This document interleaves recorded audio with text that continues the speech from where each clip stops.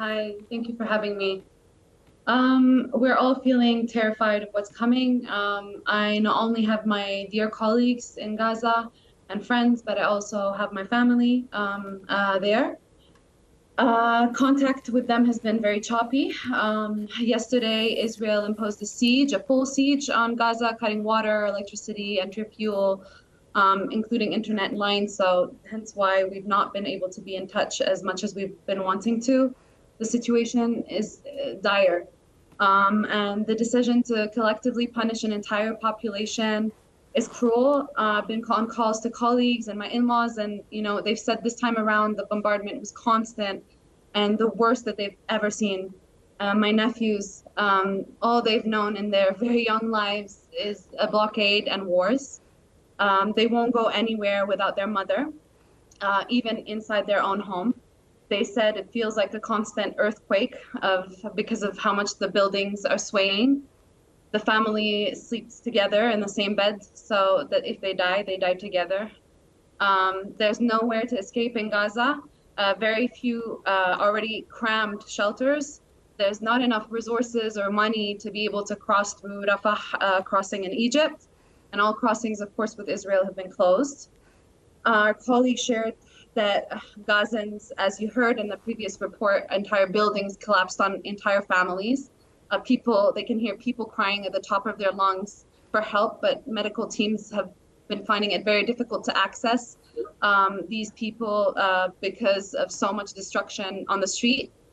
One of the directors of one of our partner organizations that provide support to cancer survivors shared this morning a chilling voice note that Gaza has no more access to the world and that she felt lucky to survive cancer, but now she's fearing for her and her children's life to be lost at any minute.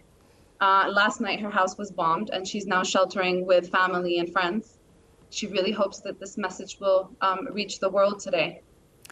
Another message that is coming through is that a humanitarian corridor should be left open. Israel is insisting that it'll be a complete siege, so no food, water, electricity, medical supplies. How do you prepare? How does an organisation like yours assist with that kind of complete disconnect? I mean, it's virtually been impossible to reach affected communities at this stage. The bombardment has been near constant, and of course, all entries into Gaza have been blocked. It's a complete war zone. We're just trying to ensure right now that we can locate our staff, that they're safe. Few of them have had to relocate. Few of them have reported that their homes have been struck and their businesses as well. We're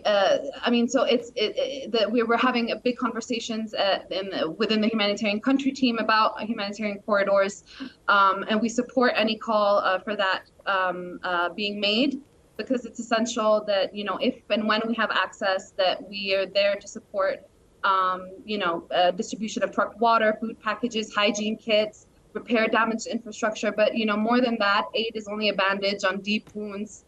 And we want to prevent another cycle of violence. Now is this being the sixth escalation in the last 10 years while operating under a land and air and sea blockade, for leaders to really tackle the root causes of this violence that is being perpetrated under occupation.